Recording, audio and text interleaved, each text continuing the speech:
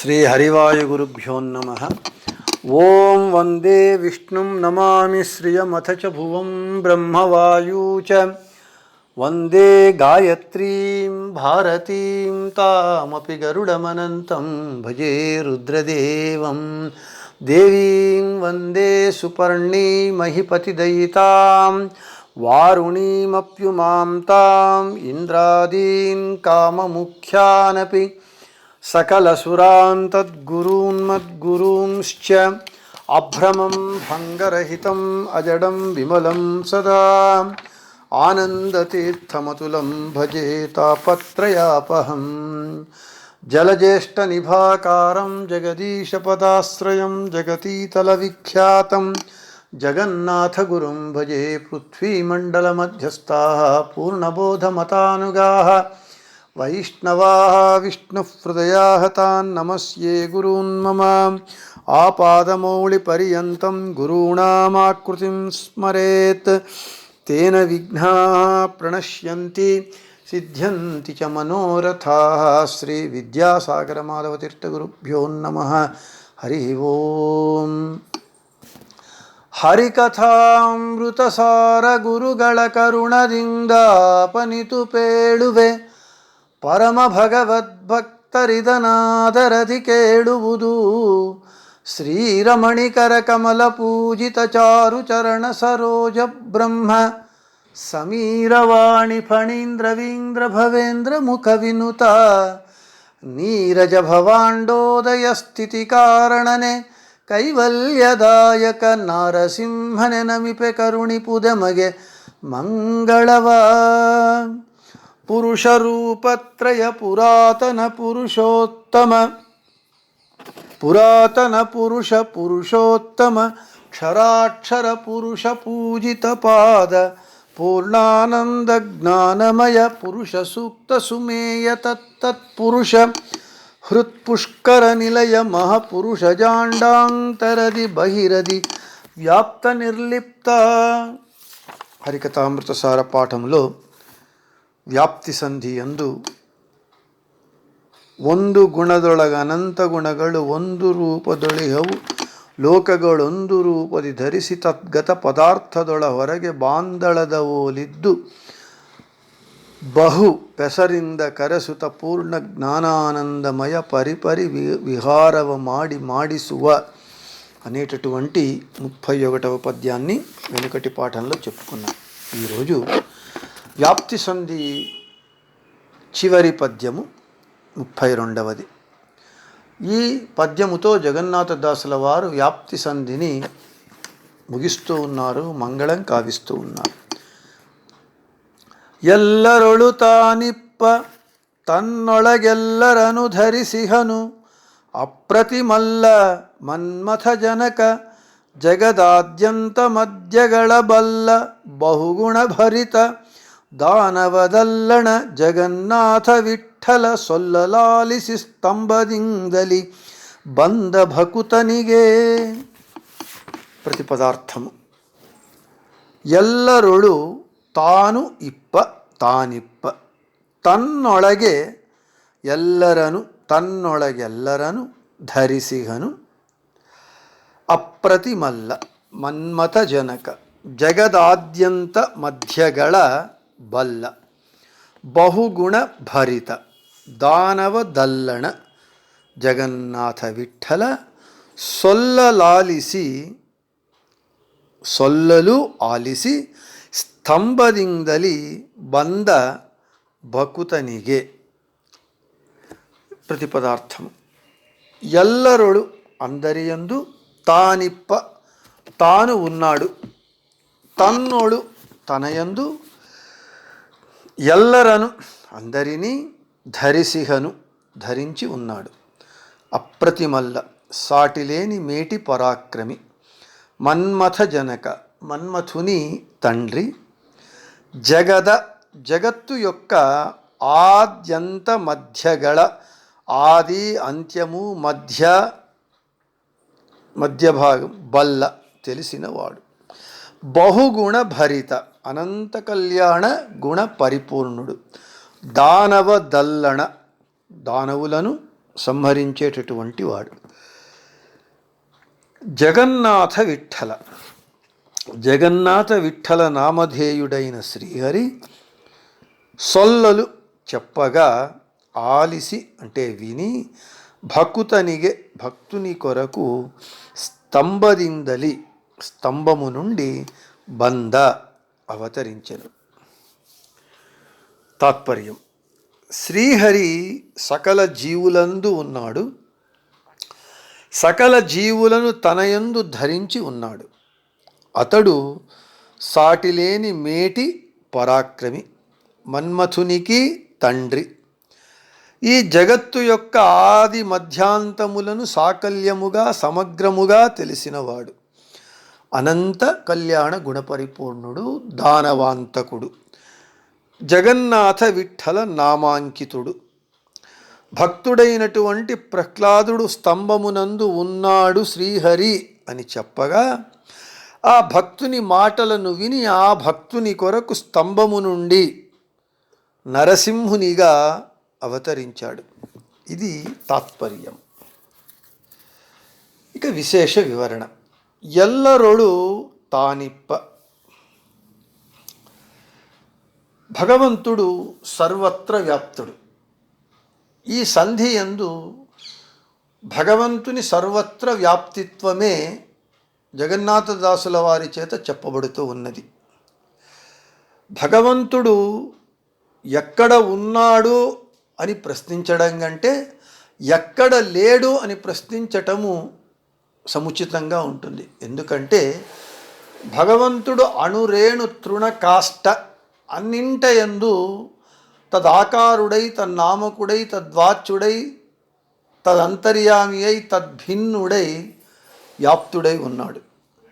భగవంతుడే లేకపోతే ఏ పదార్థము, అది జడ పదార్థమైనా చేతన పదార్థమైనా, అది తన తత్వాన్ని తన ధర్మాన్ని అది పొందజాలదు. దాని యందు భగవంతుడు ఉన్నప్పుడే చేతన అచేతన రెండు పదార్థములు తన ధర్మాన్ని తన తత్వాన్ని అవి పొంది అవి ప్రకటిస్తాయి. నిన్న మనం చెప్పుకున్నట్లుగా ఉదాహరణకు జడ పదార్థమైనటువంటి నీటి యందు భగవంతుడు లేకపోతే ఆ నీటికి రసతత్వము అంటే తడిగా ఉండటం, మృదువుగా ఉండటము ఉండదు. భగవంతుడు ఉండటం చేత దానికి తన ధర్మములు అబ్బినాయి, వచ్చినాయి. అదేవిధంగా రాయి కఠినంగా ఉంటుంది. ఆ కాఠిన్యము అనేటటువంటి ధర్మము రాయికి రావాలి అని అంటే ఆ రాయి యందు భగవంతుడు ఉంటే వస్తుంది, లేకపోతే రాదు. కాబట్టి ఎల్లరొడు తానిప్ప, అన్నింటయందు అందరి యందు భగవంతుడు ఉన్నాడు. ఆత్మానం సర్వభూతేషు భగవంతమవస్థితం అపశ్యత్ సర్వభూతాని భగవత్యపి చాత్మని అని శ్రీమద్భాగవత తృతీయ స్కందములో సర్వభూతములందు భగవంతుని, సర్వభూతములను భగవంతుని యందు కర్దమ ప్రజాపతి దర్శించినట్లుగా వేదవ్యాసుల వారు చెబుతూ ఉన్నారు. అంటే అందరి యందు తానున్నాడు, అందరి యందు తాను ఉండి తన యందు అందరినీ ధరించి ఉన్నాడు. అదే చెబుతూ ఉన్నారు, తన్నొళగెల్లరను ధరిసిగను. తన యందు ఈ చేతనాచేతనాత్మకమైనటువంటి సమస్త జగత్తును తాను ధరిస్తాడు. ప్రళయకాలంలో ఈ జీవ జడాత్మకమైనటువంటి సమస్త విశ్వాన్ని తన ఉదరమునందు ధరిస్తాడు. కాబట్టి అతనికి జగదుదరుడు, జగద్భుక్ అని పేరు. ఈ విషయాన్నే మధ్వాచార్యుల వారు మహాభారత తాత్పర్య నిర్ణయమునందు తస్యోదరస్థ జగతః అంటూ ఉన్నారు. ఆ భగవంతుని ఉదరమునందు సమస్త జగత్తు ఉంటూ ఉన్నది. అంటే అన్నింటా తాను ఉండి తరువాత తన యందు అన్నింటినీ ఉంచుకునేటటువంటి అద్భుతమైనటువంటి శక్తి సామర్థ్యములు కలిగినటువంటి వాడు, అచింత్యాద్భుత శక్తి సంపన్నుడు, అద్భుత మహిమోపేతుడు. ఈ విషయాన్నే కనకదాసుల వారు ఒక కీర్తన యందు నీ మాయయొಳగో నిన్నొಳು మాయయో, మాయ నీలో ఉన్నదా, నీలోనే మాయ ఉన్నదా,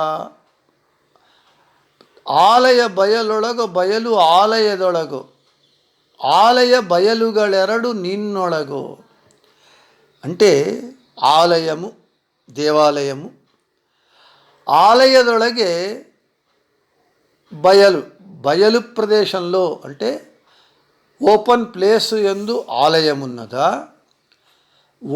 ఓపెన్ ప్లేసు నందు ఆలయమునందు ఓపెన్ ప్లేసు ఉన్నదా అని ప్రశ్న. ఆలయ బయలుగಳೆರಡು నిన్నొಳగో అంటే మనకు ఖాళీ ప్రదేశం ఉంటేనే ఆలయం కట్టడానికి సాధ్యమవుతుంది. ఆలయము లోపల ఖాళీ ప్రదేశం ఉంటేనే భగవంతుణ్ణి ప్రతిష్టాపన చేయడానికి సాధ్యమవుతుంది. ఈ ఆలయము బయలు ప్రదేశము రెండు నీలోనే ఉన్నదా అంటే అంతర్బహిశ్చ వ్యాప్య నారాయణ స్థిత. బ్రహ్మాండము లోపల బయట భగవంతుడు వ్యాపించి ఉన్నాడు. ఈ జీవుని పిండాండము అంటే ఈ దేహము లోపల బయట భగవంతుడు వ్యాప్తుడై ఉన్నాడు. మొత్తానికి భగవంతుడు సర్వత్ర వ్యాప్తుడై ఉండి ఈ జగద్వ్యాపారాన్ని అనుక్షణము నడిపిస్తూ ఉన్నాడు. ఒక్క క్షణకాలమైన స్థగితము కాకుండా, స్తబ్దు కాకుండా జగద్వ్యాపారాన్ని నడిపించేటటువంటి అద్భుతమైనటువంటి వ్యాప్తిత్వము కలిగినటువంటి వాడు భగవంతుడు. తనయందు జగత్తునంతా ధరించి ఉన్నాడు. తన్నొళగెల్లరను ధరిసిహను అనేటటువంటి మాటకు ఇంకొక అర్థం కూడా మనం చెప్పవచ్చు. అందరూ తననే ఆశ్రయించి ఉన్నారు, అందరినీ వారి వారి యోగ్యతానుసారము భగవంతుడు రక్షిస్తూ ఉన్నాడు అని తెలియాలి. ఇక్కడ జగన్మాత అయినటువంటి లక్ష్మీదేవి భగవంతుని వక్షస్థలవాసిని, భగవంతుని వక్షస్థలమునే తన ఆశ్రయముగా చేసుకున్నటువంటిది. సాక్షాత్తు జగన్మాత అయినటువంటి లక్ష్మీదేవికే ఆశ్రయము అయినాడు అంటే ఇక సమస్త జగత్తునకు అతను ఆశ్రయభూతుడు అని మనము ప్రత్యేకంగా చెప్పవలసినటువంటి అవసరం లేదు. ఎల్లరుడు తానిప్ప తన్నొళగెల్లరను ధరిసిహను. ఇక అప్రతిమల్ల అంటే అతనికి ప్రతిమ అంటే సమానమైనటువంటిది, అప్రతిమ అంటే సమానము లేనటువంటిది. అంటే భగవంతుడు సాటి లేని మేటి పరాక్రమి, భగవంతునితో సమానమైనటువంటి పరాక్రమము కలిగినటువంటి వాడు ఈ జగత్తునందు ఎవరు లేరు. అతడే అపరిమితమైనటువంటి పరాక్రమము, సామర్థ్యము, శక్తి కలిగినటువంటి వాడు కాబట్టి అప్రతిమల్ల అని చెబుతూ ఉన్నారు. మన్మథ జనక, మన్మథుడు వానికి రూపము లేదు, అనంగుడు, అంగములు లేనటువంటి వాడు. వాడు అందరి మనస్సులను మథిస్తాడు కాబట్టి, మథనము చేస్తాడు కాబట్టి వానికి మన్మథుడు అని పేరు. అయితే వాని మనస్సును, అందరి మనస్సులను మథనము చేసేటటువంటి మన్మథుని మనస్సును కూడా మథించేటటువంటి సౌందర్యము కలిగినటువంటి వాడు శ్రీకృష్ణుడు. అదే విషయాన్ని భాగవతం చెబుతూ ఉన్నది. సాక్షాన్ మన్మథ, మన్మథుని మనస్సును కూడా మథనము చేసేటటువంటి వాడు శ్రీకృష్ణుడు అని. అంతటి సౌందర్యమూర్తి భగవంతుడు. సౌందర్యమునందు అప్రతిముడు. భగవంతుని ఏ విషయము తీసుకున్నా అన్ని గుణములందు అన్నింట భగవంతునికి సమానుడైనటువంటి వాడు ఎవడూ లేడు. అందుకే అప్రతిముడు అని చెబుతూ ఉన్నారు. ఇక జగదాద్యంత మధ్యగల బల్ల. ఈ జగత్తు యొక్క ఆది మధ్య అంత్యము. అంటే ఈ జగత్తును సృష్టించేటటువంటి వాడే వాడు, ఈ జగత్తును పోషించేటటువంటి వాడే వాడు, ఈ జగత్తు యొక్క అంత్యాన్ని చేసేటటువంటి వాడే వాడు. అర్థాత్ ఈ జగత్తు యొక్క సృష్టి స్థితి సంహార నియమన బంధ జ్ఞాన అజ్ఞాన మోక్షమనేటటువంటి 8 కార్యములను వాడే చేసేటటువంటి వాడు. బ్రహ్మ పేరుకు సృష్టికర్త అయినా, రుద్రుడు పేరుకు లయకర్త అయినా వారి యందు భగవంతుడే తదాకారుడై, తన్నామకుడై, తద్వాచ్యుడై, తదంతర్యామి అయి, తద్భిన్నుడై సృష్టి లయలను కూడా భగవంతుడే చేస్తూ ఉన్నాడు. కాబట్టి ఈ జగత్తు యొక్క ఆది మధ్యాంతములు బాగుగా తెలిసినటువంటి వాడు భగవంతుడు. వానికి తెలిసినంతగా ఇక ఎవరికీ తెలియదు. ఆ విషయమునందు కూడా భగవంతుడే అప్రతిముడు. ఇక బహుగుణ భరిత. వాడు అనంత కళ్యాణ గుణ పరిపూర్ణుడు.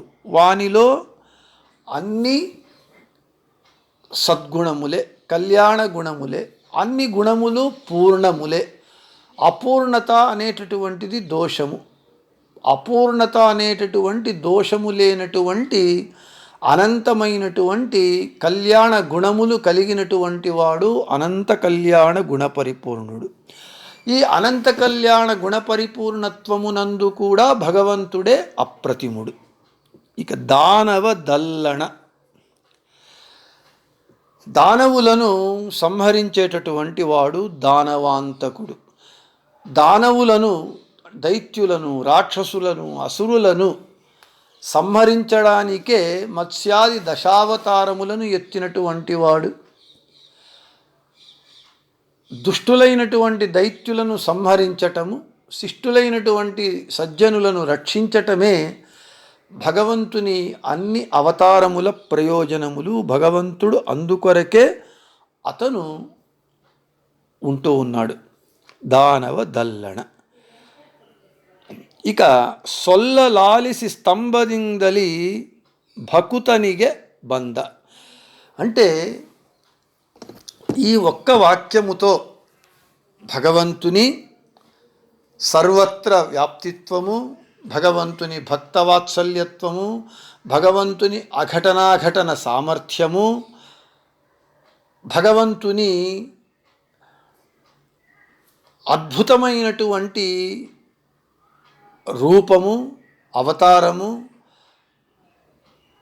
భగవంతుడు తాను ఉద్భవించడానికి, ప్రాదుర్భవించడానికి తనకు తల్లిదండ్రుల అవసరము లేదు అనేటటువంటి అద్భుతమైనటువంటి తత్వాన్ని నిరూపిస్తూ ఉన్నారు జగన్నాథదాసుల వారు. సొల్లలాలిసి స్తంభದಿಂದಲಿ బంద భకుతనిಗಾಗಿ. భక్తుడైనటువంటి హిరణ్యకశిపుడు, భక్తుడైనటువంటి ప్రహ్లాదుడు తన తండ్రి హిరణ్యకశిపుడు అడిగినప్పుడు ఏమని అడుగుతూ ఉన్నాడు? హే ప్రహ్లాద, క్వాసౌ యది సర్వత్ర కస్మాత్ స్తంభే న దృశ్యతే. హే ప్రహ్లాద, నీ స్వామి సర్వత్ర వ్యాప్తుడని చెప్తూ ఉన్నావు కదా, అలా వాడు సర్వత్ర వ్యాప్తుడే అయితే, వ్యాపించి ఉన్నవాడైతే ఈ స్తంభమునందు ఎందుకు కనబడుటలేదు అని ప్రశ్నించినప్పుడు ప్రహ్లాదుడు చెబుతూ ఉన్నాడు, ఇందుగలడందు లేడని సందేహము వలదు చక్రి సర్వోపగతుండు ఎందెందు వెదకి చూచిన అందందే కలడు దానవాగ్రణి వింటే. భక్తుడైనటువంటి 5 సంవత్సరాల బాలకుడు ప్రహ్లాదుడు నా స్వామి ఇక్కడ లేడు, అక్కడ ఉన్నాడు, అక్కడ లేడు, ఇక్కడ ఉన్నాడు అనేటటువంటి సంశయము వలదు.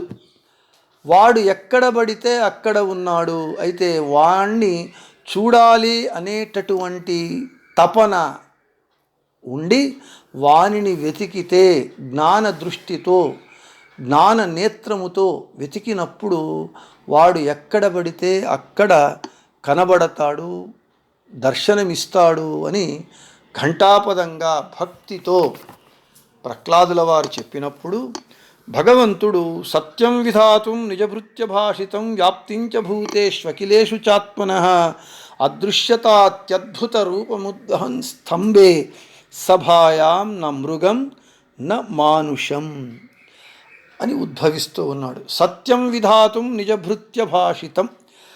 ఈ సత్యం విధాతుం నిజభృత్య భాషితం అనేటటువంటి వాక్యము అనేక అర్థాలను ఇస్తూ ఉన్నాయి.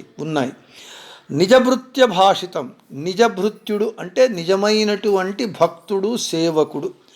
తన నిజమైనటువంటి భృత్యుడైనటువంటి ప్రహ్లాదుని మాటలను నిజం చేస్తూ, తన నిజమైనటువంటి భక్తుడైనటువంటి బ్రహ్మ వరములను నిజం చేస్తూ, బ్రహ్మ హిరణ్యకశిపునకు వరమిచ్చాడు. ఏమని? పగలు కాకుండా రాత్రి కాకుండా ఆయుధము పట్టకుండా జీవమున్నటువంటి జీవము లేనటువంటి వాటితో, జీవమున్నటువంటి వాటితో మరణము రాకూడదు, జీవము లేనటువంటి పదార్థముతో మరణము రాకూడదు, రాత్రి కాకుండా పగలు కాకుండా లోపల కాకుండా బయట కాకుండా ఏ విధంగానూ నాకు మరణము రాకూడదు అని హిరణ్యకశిపుడు అడిగినప్పుడు బ్రహ్మ తథాస్తు అన్నాడు.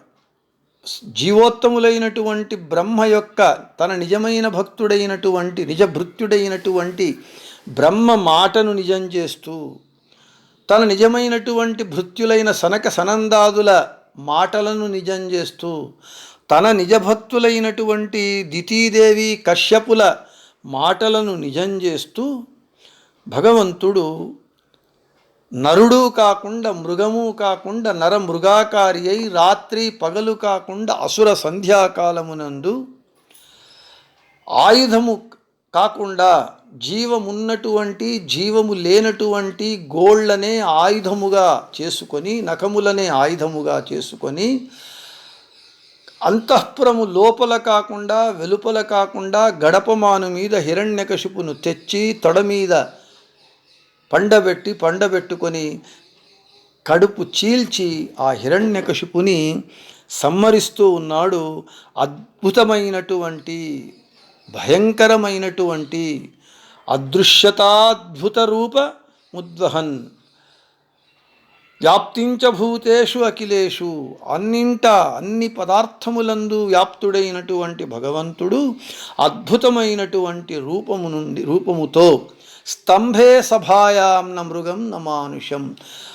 రాజు అంతఃపురమునందున్నటువంటి సభామధ్యములో ఉన్నటువంటి స్తంభము నుండి ఒక జీవి ఉద్భవించాలి, జనించాలి అంటే రెండు జీవుల సమాగమమైతే కానీ ఒక జీవి ఉద్భవించదు, జనించదు. అయితే తాను ఉద్భవించడానికి నాకు తల్లిదండ్రులు అవసరం లేదు, జడ పదార్థమైనటువంటి స్తంభము నుండి నేను ఉద్భవించగలను అంటే నేను అఘటనాఘటన సమర్థుణ్ణి, అచింత్యాద్భుత శక్తి సంపన్నుణ్ణి అని లోకానికి ప్రకటిస్తూ సభా మధ్యంలో ఉన్నటువంటి జడ పదార్థమైనటువంటి స్తంభము నుండి నరుడు మృగము కానటువంటి నరమృగాకారి అయి నరసింహుడై అవతరించి దుష్టుడైనటువంటి హిరణ్యకశిపుని సంహరించి తన భక్త శ్రేష్ఠుడైనటువంటి ప్రహ్లాదుణ్ణి అనుగ్రహించినటువంటి అద్భుతమైనటువంటి అవతారము నరసింహావతారము. సొల్లలాలిసి స్తంభದಿಂದಲಿ భకుతనిగాగి బంద. తన నిజభృత్యుడైనటువంటి ప్రహ్లాదుని మాటలను విని ఈ సభామధ్యంలో ఉన్నటువంటి స్తంభములో ఉన్నాడు అని చెప్పిన మాటలను విని దానిని నిజం చేస్తూ ప్రహ్లాదుని కొరకు వచ్చినటువంటి వాడు స్వామి జగన్నాథ విఠలుడు. దాసుల వారి అంకిత నామము జగన్నాథ విఠల అని. ఆ జగన్నాథ విఠలుడైనటువంటి వాడు భగవంతుడు తాను స్తంభము నుండి వచ్చి ప్రహ్లాదుణ్ణి రక్షించాడు, దుష్టునైనటువంటి హిరణ్యకశిపుణ్ణి సంహరించాడు అని చెబుతూ ఈ విధంగా జగన్నాథదాసుల వారు భగవంతుని సర్వత్ర వ్యాప్తిత్వాన్ని, భగవంతుని అనంతానంత గుణములలో, అనంతానంత మహిమలలో భగవంతుని సర్వత్ర వ్యాప్తిత్వం అనేటటువంటిది ఒకటి. దానిని వివరిస్తూ భగవంతుడు కేవలము సర్వత్రా వ్యాప్తుడై ఉండటమే కాదు, అన్ని చోట్ల ఉన్నా మనకు ఏ ప్రయోజనం లేనప్పుడు వాడు ఉన్నా ఒకటే, లేకపోయినా ఒకటే. అయితే భగవంతుడు అనంతానంత రూపములతో అనంతానంత జీవుల యందు, ఈ జగత్తునందు సర్వత్రా ఉండి ఈ జగద్వ్యాపారము ఒక్క క్షణకాలమైనా స్థగితము కాకుండా, స్తబ్దము కాకుండా ఈ జగత్తును నడిపించుటయే, జగద్వ్యాపారము జరిగేటట్లుగా చేయటమే భగవంతుని సర్వత్ర వ్యాప్తిత్వము యొక్క ప్రయోజనము. ఈ విధంగా భగవంతుని వ్యాప్తిత్వాన్ని జగన్నాథదాసుల వారు శాస్త్రములందు చెప్పినటువంటి అనేక విషయములను సంగ్రహించి, ఆ విషయాన్ని చెప్పేటప్పుడు అనేకమైనటువంటి ఉపమానములను మనస్సుకు హత్తుకునే విధంగా ఉండేటటువంటి ఉపమానములతో వివరించి ఈ వ్యాప్తి సంధిని ఈ పద్యముతో ముగిస్తూ ఉన్నారు. ఈ రోజుతో హరికథామృత సారమునందు 3వ సంధి అయినటువంటి వ్యాప్తి సంధి మంగళమైనది, ముగిసినది. ఈ వ్యాప్తి సంధిని విన్నటువంటి వారందరూ కూడా ఈ వ్యాప్తి సంధి మంగళము సందర్భంగా ఈరోజు మీ ఇంటి అందే భగవంతునికి పూర్ణ ఫలమైనటువంటి టెంకాయను సమర్పించి దానిని మీరు ప్రసాదంగా స్వీకరించండి. ఆ సర్వోత్తముడైనటువంటి, సర్వత్ర వ్యాప్తుడైనటువంటి, జగన్నాథుడైనటువంటి, సర్వతంత్ర స్వతంత్రుడైనటువంటి, అఘటనాఘటన మహిమోపేతుడైనటువంటి ఆ జగన్నాథ విఠలుని యొక్క అనుగ్రహము, ఆశీస్సులు అన్నీ మీకు, నాకు భగవంతుడు జగన్నాథదాసుల వారి ద్వారా మనకు అందించుగాక అని చెబుతూ ఈ రోజుతో వ్యాప్తి సంధిని ముగిస్తూ, త్వరలోనే 4వ సంధి అయినటువంటి భోజన రస విభాగ సంధిని చేయటం జరుగుతుంది అని చెబుతూ శ్రీకృష్ణార్పణమస్తు, మధ్వేశార్పణమస్తు, అందరికీ శుభమస్తు.